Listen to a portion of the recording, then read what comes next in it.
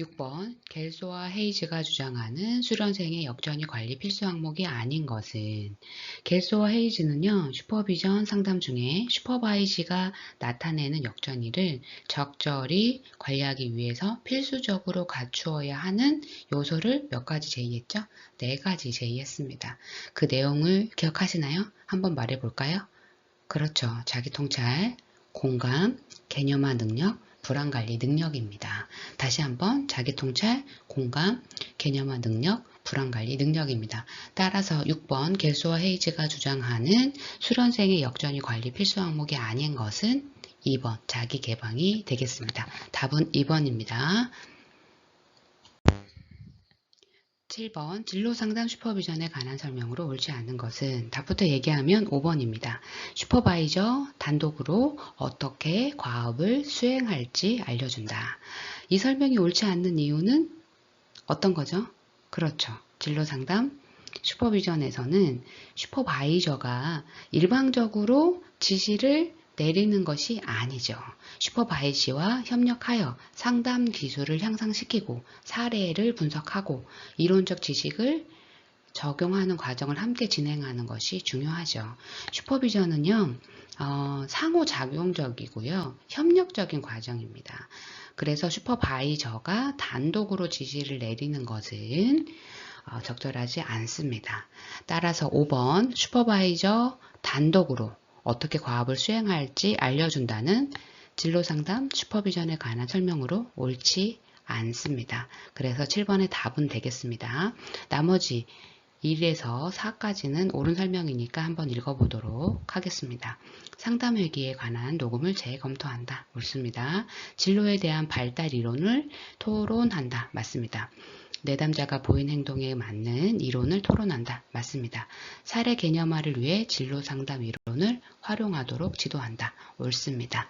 답은 5번 슈퍼바이저 단독으로 어떻게 과업을 수행할지 알려준다는 옳지 않는 설명으로 답이 되겠습니다. 8번 슈퍼바이저의 책임에 해당하지 않는 것은 답부터 체크하고 넘어가면 5번이죠. 자신의 전문 영역이 아니라도 최선을 다해 지도하되 다른 슈퍼바이저의 자문은 배제한다. 이 설명은 옳지 않죠.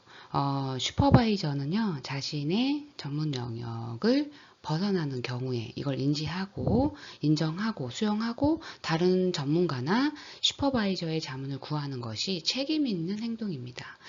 자신의 전문성을 벗어나는 분야에 대해서는요, 다른 전문가의 도움을 받는 것이 수련생에게 슈퍼바이저에게 가장 좋은 지도를 제공하는 방법이죠. 따라서 자문을 배제하는 것은요, 슈퍼바이저의 책임 있는 행동이 아닙니다. 그래서 8번에 슈퍼바이저의 책임에 해당하지 않은 것은 5번 자신의 전문 영역이 아니라도 최선을 다해 지도하되 다른 슈퍼바이저의 자문은 배제한다. 5번이 답이 되겠습니다. 나머지는요, 슈퍼바이저의 책임에 해당하는 내용입니다. 한번 읽어보겠습니다. 1번 슈퍼비전 회기 내용을 문서화한다. 2번 수련생에게 수행에 관해 피드백과 평가를 제공한다. 맞습니다. 3번 수련생이 슈퍼비전을 받고 있는 사례에 관해 파악해야 한다. 맞습니다. 4번 수련생의 행동에 대해서 법적, 윤리적 책임이 있음을 인식한다. 맞습니다. 따라서 8번의 답은 5번입니다. 자신의 전문 영역이 아니라도 최선을 다해 지도하되 다른 슈퍼바이저의 자문은 배제한다. 이것은 슈퍼바이저의 책임에 해당하지 않습니다.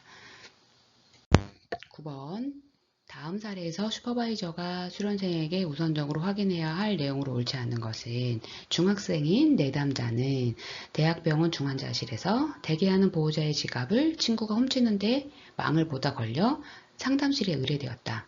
내담자는 학급 반장으로서 이 사실이 알려지는 게 두려워. 당장이라도 자살하고 싶다고 한다. 중학생 내담자가 대학병원 중환자실에서 대기하는 보호자의 지갑을 친구가 훔치는 것을 망을 봐줬죠. 발각됐고 상담실에 의뢰되었습니다. 근데 내담자는 학급 반장이에요. 따라서 이 사실이 알려지는 경우 자신의 평판이 훼손될까 두려운 거죠. 이로 인해서 극심한 심리적인 압박을 느끼고 있는 상태, 심지어 자살 충동까지 느끼고 있는 상태입니다. 이때 슈퍼바이저가 수련생에게 우선적으로 확인해야 할 내용으로 옳지 않는 것을 찾는 질문입니다. 답부터 보면 5번이죠. 내담자의 범죄가 어떻게 발각되었는지를 확인했는가입니다.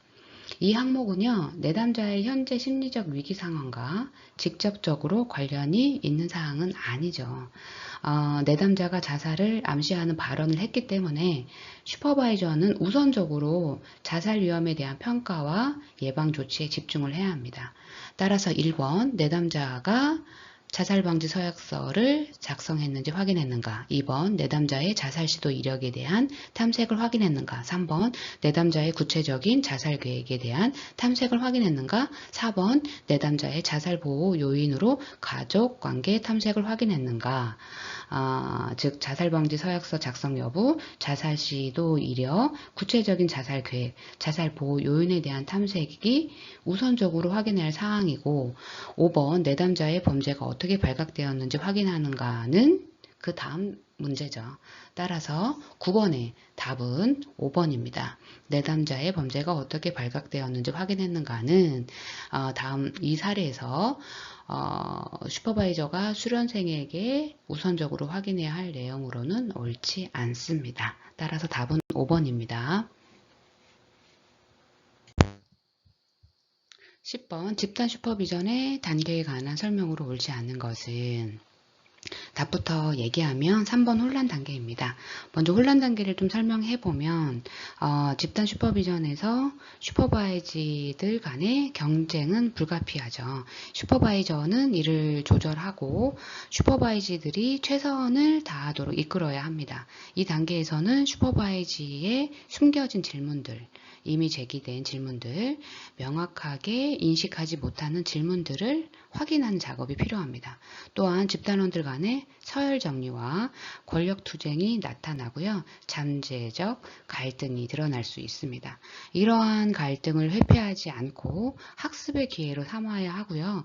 슈퍼바이저는 슈퍼바이지들이 집단에 있는 이유를 검토하고 행동에 더 많은 책임을 가지도록 도전을 줄 필요가 있습니다. 따라서 집단의 현실성, 집단 작업, 성취해야 할 과제에 대해 수련생의 역할 등을 다루는 단계는 혼란 단계가 아니고요. 주로 규범 단계나 수행 단계에서 이루어집니다. 따라서 집단 슈퍼비전의 단계에 관한 설명으로 옳지 않은 것은 3번 혼란 단계입니다. 나머지는 옳은 설명입니다. 한번 읽어보도록 하겠습니다. 1번 형성 단계, 수련생들이 누구인지 서로 어떻게 관계를 이룰지 탐색하는 단계이다. 옳습니다. 2번 규범 단계, 집단 운영을 위한 규칙 설정이 중요한 단계이다. 옳습니다. 4번 수행 단계, 집단 응집력이 증가되어 이전 단계보다 더 많은 피드백이 일어나는 반면 슈퍼바이저 반응은 감소할 수 있다. 옳습니다. 5번 종결 단계, 집단 경험을 정리하고 집단에 대한 평가와 함께 개인적 유익이 통합되는 단계이다. 옳습니다. 따라서 10번의 답은 3번 혼란 단계가 옳지 않게 연결되어 옳지 않게 설명되어 답이 되겠습니다.